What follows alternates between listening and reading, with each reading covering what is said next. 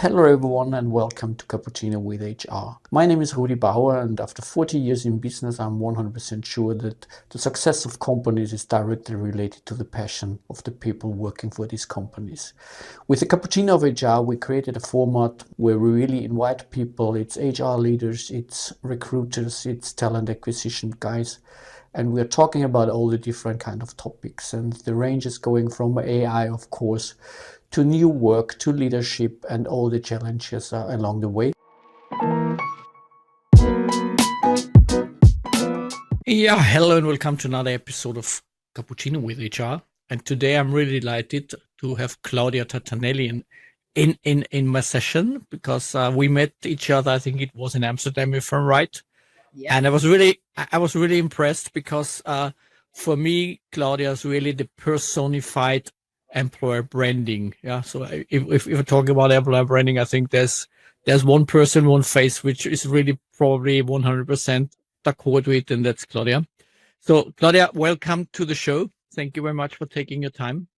Thank you for having me. I'm very excited. And we had a really nice chat in Amsterdam, and I think we had later on we had a small video call where we were really syncing up our ideas. And we are aligned in so many topics. So I think there's a kind of a common mindset if it really comes to how to treat people, how to really make them join or leave a company. I think there's so many things that you can do right or wrong. So we're talking about that today. But before we start, Claudia, may I really ask you to introduce yourself in a few sentences?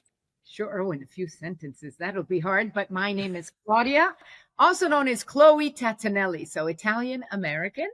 And I've been really in the world of employer branding and culture for, I'm afraid to say, almost 30 years, which is really aging me. But it feels like yesterday. And things change so much. So it's always super, super exciting. I am the founder and CEO of C-YourCulture. And before that, many years, really building everything around employer branding, and even before employer branding existed as a concept, as a strategy. So that would be me in a nutshell. And the second question, which I have to ask everyone because it's called Cappuccino with HR, what's your favorite coffee? And as you're sitting in Florence, I expect an answer now. But I'm giving you a gesture. What kind of coffee do you think?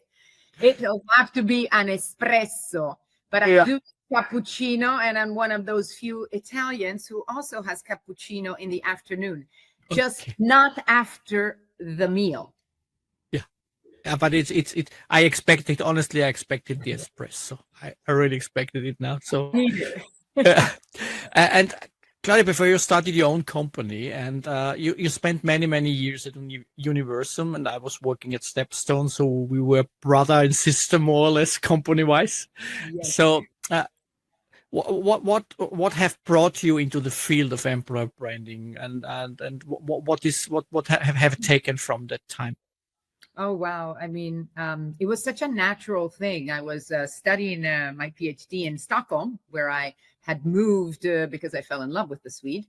And there was this great company that was saying, Universum at that time, was promising that it connected students with employers. Now, I was studying philosophy, so I didn't even think that there would ever be a job. I thought I'd be a professor. And I just found it so wonderful, the idea and the concept of really helping talent, no matter their degrees and depending on their degrees, to really find the right place and not just building on their skills. And now skills is the big word that everyone uses. At that time is more like also cultures. So I really saw the sociological and philosophical aspect of, that's really behind employer branding, and really helping companies communicate the right things, the things that differentiated them and that allowed for that choice to be made well and better and with more understanding. So that's why.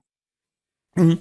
And if we're talking about employer branding, I mean, probably employer branding is the most misused buzzword in HR since years.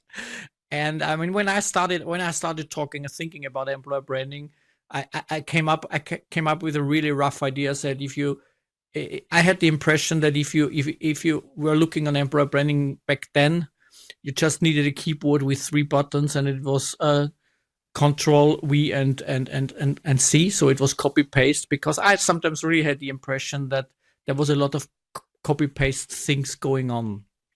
So and why do you think that happened? Is it because people are not creative enough? Is it because they don't know themselves good enough? Is it because they wanted to be kind of like Google at this time? Or why did it start like this? And is it still like this? It's a great question. I actually think in the last 2 years after COVID, there's much more connection with culture, with the real reality, the how we really work and connecting it. However, the truth, I think, was that it was really more about talent attraction. And that was sort of a strategy really just used to really divide and distinguish between recruiting, which is demand driven, and something around building a reputation. So truth is, and to me that's a reductive way of looking at employer branding, but it was really, I would say 70% of the people working on employer branding was really more in the talent attraction, and there was very little internal communication. So internal branding, employer branding didn't happen. Now that's changed. But getting back to employer branding, because it was more on TA, and because in big organization, but also in smaller, who needs to attract isn't necessarily the same individual and department who then is in charge of retention or learning and development.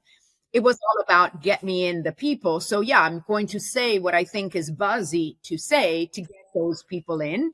And if I need women in tech, which was, purple unicorns for most companies, I'll say something cool that I just saw Spotify or Google or Facebook. So everyone sounded the same, the exact opposite of what employer branding is there to do. So, I think that's why, I hope I answered your question, that you see a lot of very demand driven type of recruiting kind of employer branding strategies.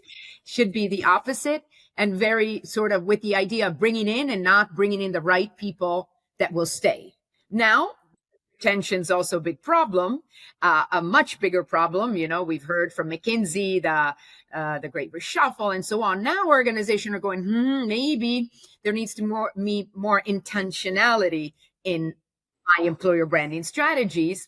And maybe I need to really be a little more true and not just promising the world. And so I'm finding that more and more organizations, I'd say a lot more, are realizing that they need to collaborate, internal comp, external talent acquisition, or employer branding. Also, there's shifts in the names, and they're working better together. I'm not saying perfect, but they're working together. I know I'm working a lot with these two groups, joining them, and I see much more true, much more authentic, much more less fluffy. And actually, it allows for all of us to understand, okay, great, let me make the choice.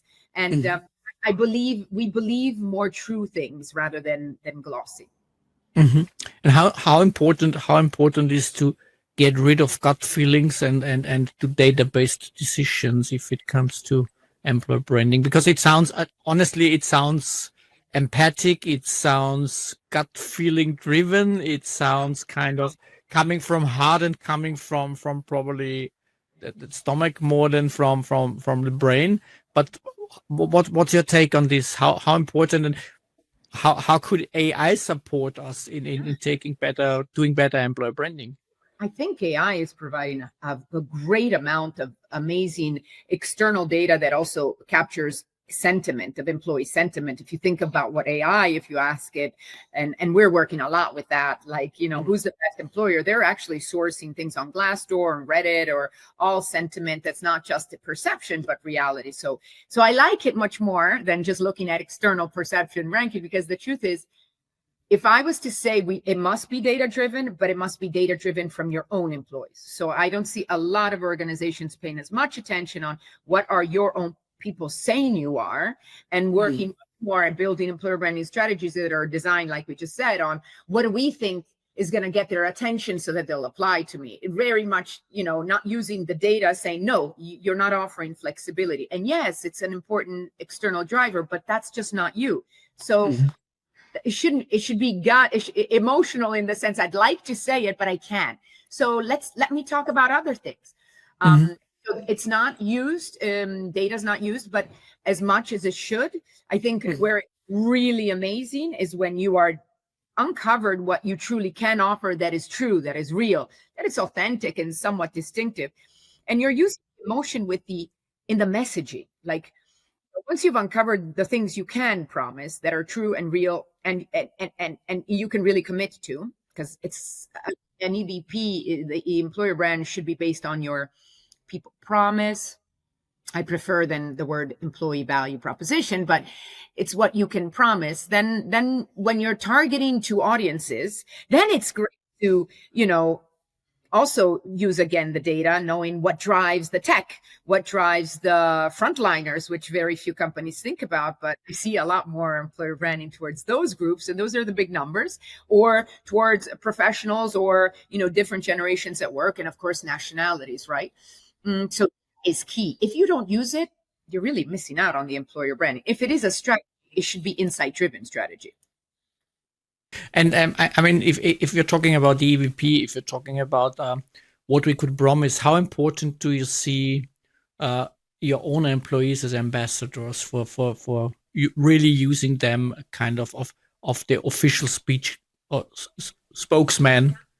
Do we have a choice anymore? Our people are going to speak about us regardless of if we want them. Now, the choice is, so I think when I hear, and it's a great question you asked me because it's the right one, they are fundamentally important. We also, as consumers, employer branding is not so different than consumer branding. We are using influencers, aren't we? And we believe more people, and a lot of stats, even the Edelman's trust barometer, which I read a lot because it's all about building trust, especially if you go and work somewhere. It is about, do I trust that this will be even more than what I'm buying?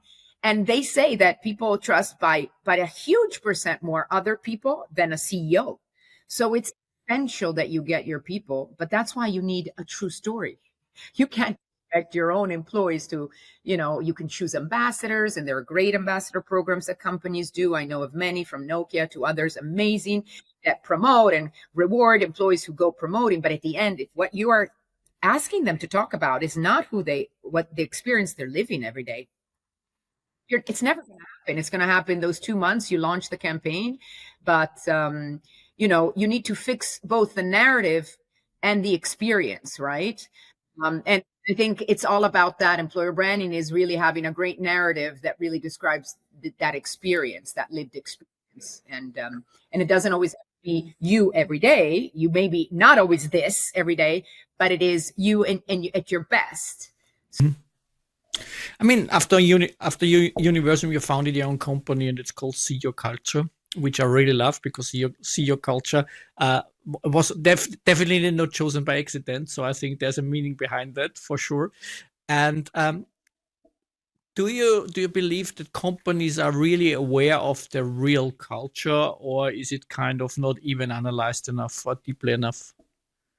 Not enough, but because it is so uncomfortable, because unlike your EVP, or you set this employer brand strategy, it's a nice slide and it's perfect, and I feel like I'm controlling something. Culture changes every day, depending on new people coming in and people exiting the company, and also so many microcultures. So it's been very uncomfortable. The problem is, or the opportunity, which I'm excited about, is after COVID, it was impossible for companies not to, face this elephant in the room. They knew it was, but because it's so sort of hard to measure, hard to pinpoint and stop in one slide, they chose not to. But the how we work has become the reason we actually not only join a company, but why we leave or not, is that culture that manager sets, right? So companies have had to, because of the retention, work on culture. But until there wasn't this retention issue, we wanted to, okay? Because it was, again, easy to fix how many we get in, and then people didn't really leave that much. But now we are, so culture matters.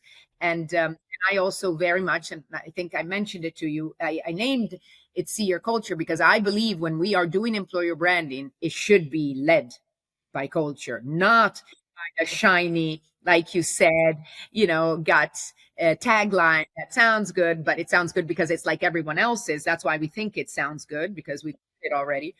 And that isn't just true. So I'm seeing a lot of change. I'm seeing a lot of being bold and daring of organizations. Leading with culture and employer branding means also saying what you are and what you're not. So it's also saying, I think, I love Spotify's that say we embrace controlled chaos. It's telling you that it's chaos and you better be ready to embrace it. That's leading with culture in employer brand. And I mean, with your own company, I mean, what kind of methodologies are you using without telling too much secrets? But what are you using to really step into a new company or a new client to really make them aware of first it needs to be the first step definitely needs to be that they see their own culture and that they accept that it's a kind of a changing thing which changes every day.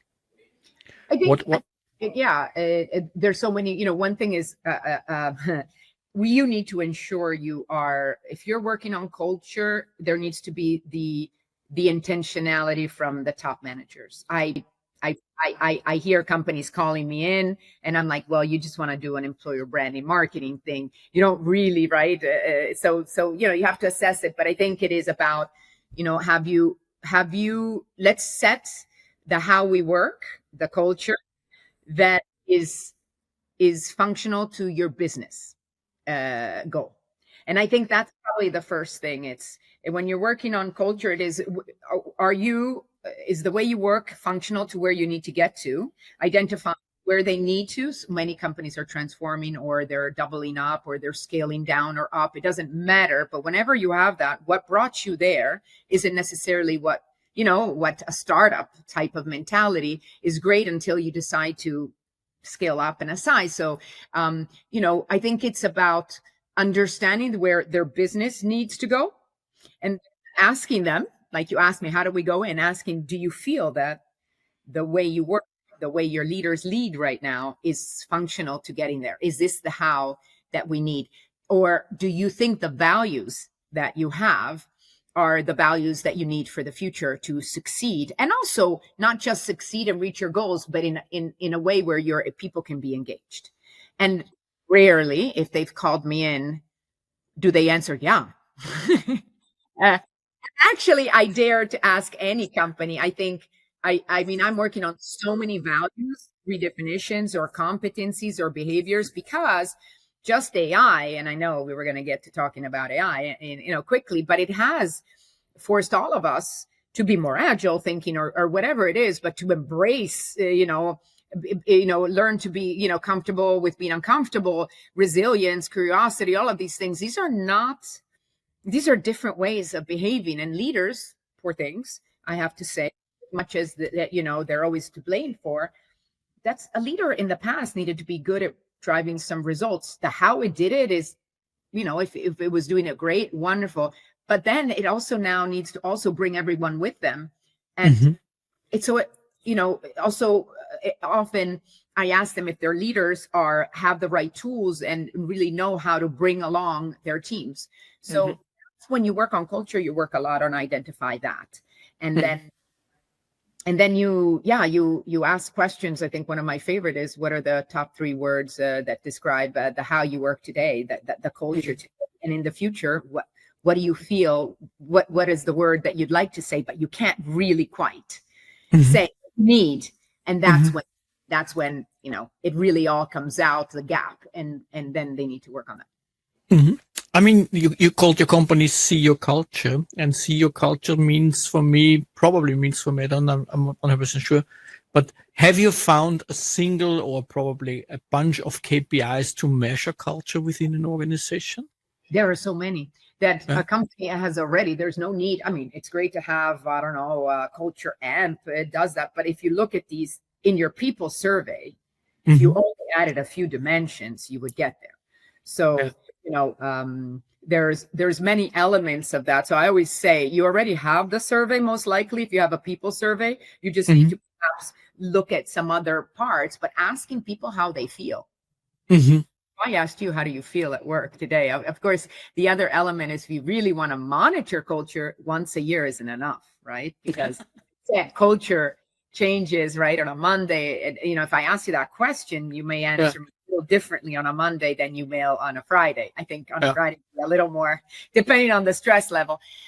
So there are some elements, I think, what changes that are similar to the people questions. Of course, a lot of the elements of do you feel supported by your leader is absolutely part, the belonging, right? The sense of belonging.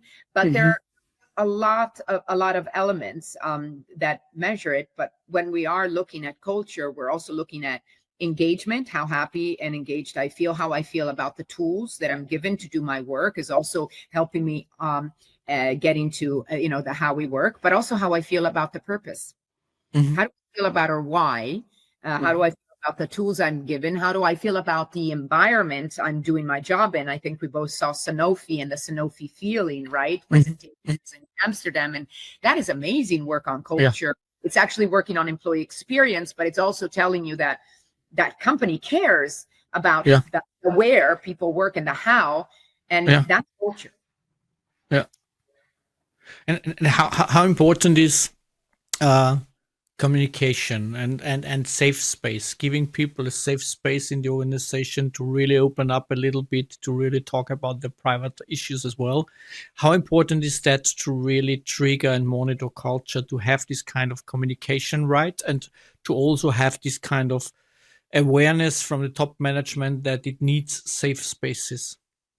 And I think everything, because if I'm asking you how you feel, it may be an irrational and not kind of answer that you think, sounds professional, right? Because you're asking me how I'm feeling, but that is right, culture. So it's definitely super, super important in that regards. And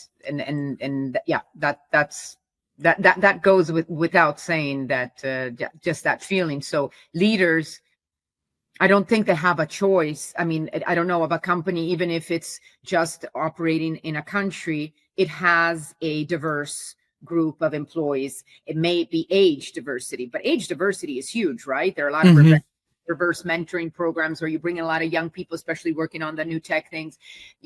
Personality, close personality. We don't need to go so far as culture diversity when it comes to ethnicities or regions, but do we know of a company that's not diverse? We don't, right? So no. In order to make the best out of that diversity, which may be age, personalities, I don't know, an athlete, a non-athlete, an extrovert, an introvert, really, that's diverse. And in men, of course, without saying, but you need to have that capability of finding the richness and what's the different, but you need to stop, listen. To listen, you need to also not judge, right? And to make the best out of all that listening, you need to feel that there's value in what people can add and openness. So you need to be an inclusive leader. I don't think that's a necessary thing. And I think nowadays when we're talking about inclusive leadership or inclusive cultures, I don't think you can afford not to. Teams, the silences is the biggest issue in cultures and companies, breaking down silences, building bridges, however you want to say it. You can't do that unless there's psychological safety, if there's interest in putting yourself in the shoes of the others, if there is interested in listening to, diversity can also be a different team and a different function. So I find it to be such a critical element, but this one has to be very fully understood at the very top. An unconscious bias training won't be enough.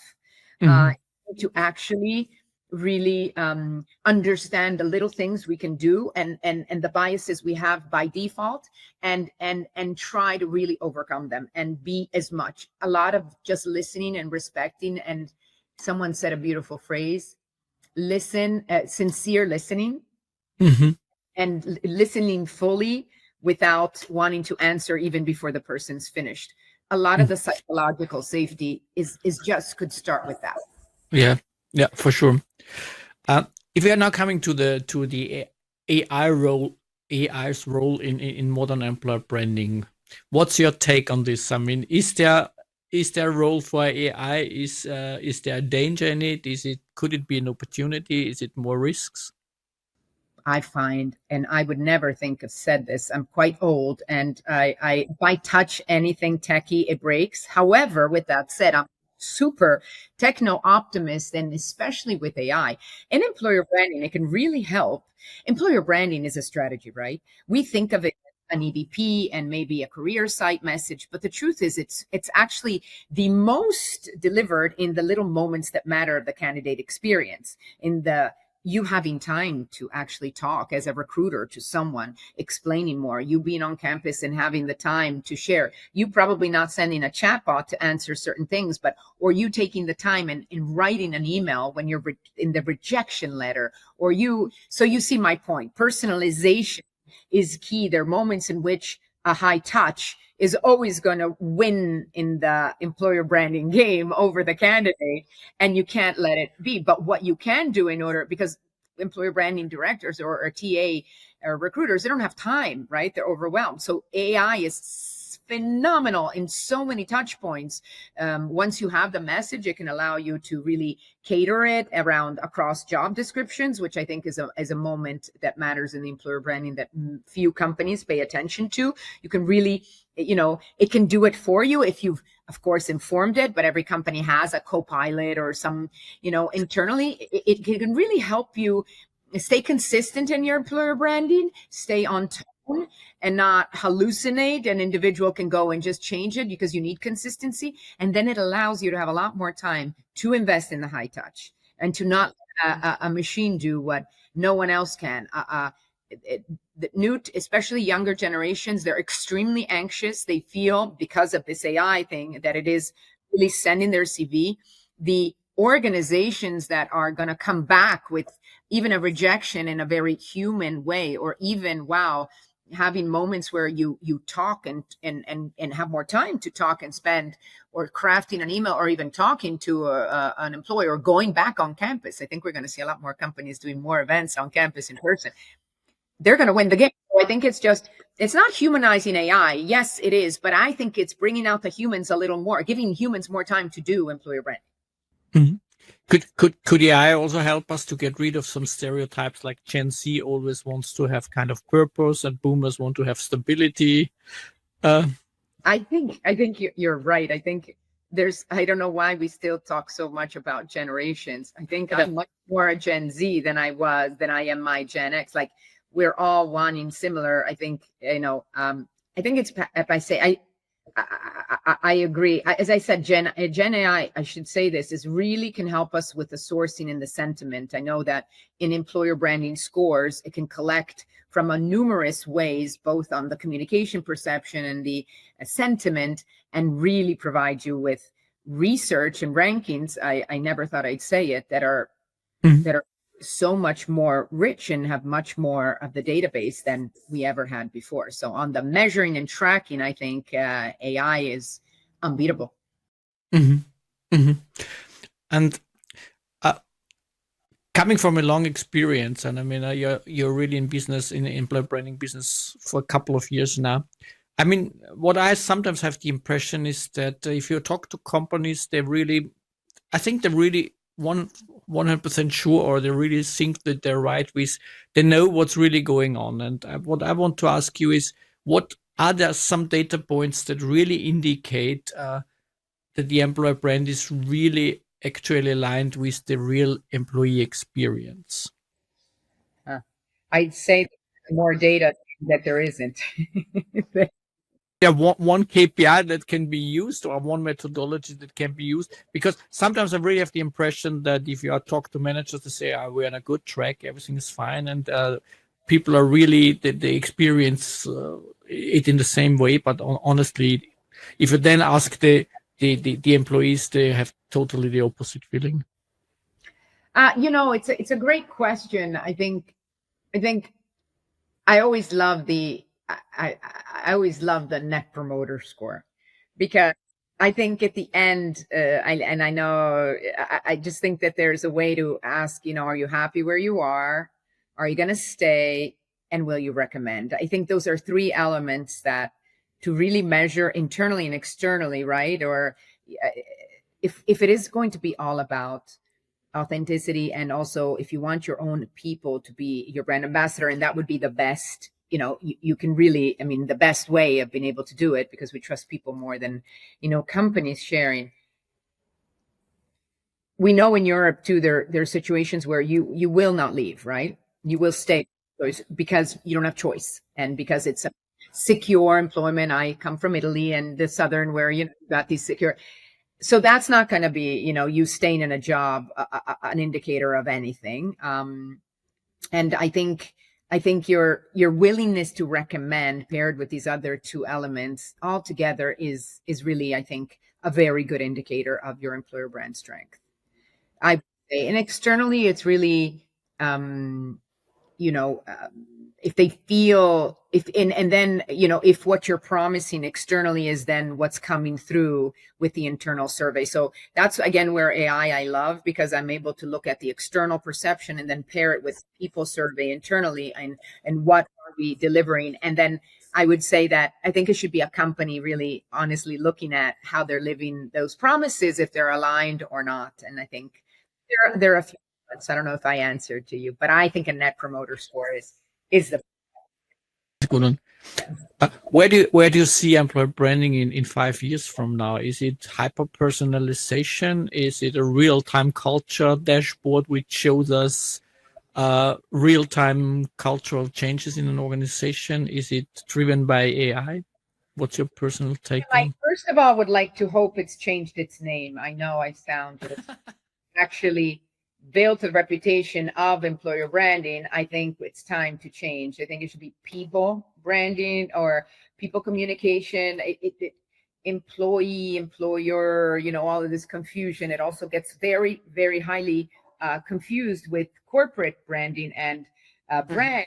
And I don't know, for those listening, how many challenges one has at getting communications to help us understand that we're not the enemy. We're not coming with another communication or brand. It isn't taken away. So I'd really say that it's about people communication, is it not? It's about culture. So I'd say I'd like it to be called culture communication or people communication, but not lawyer, right?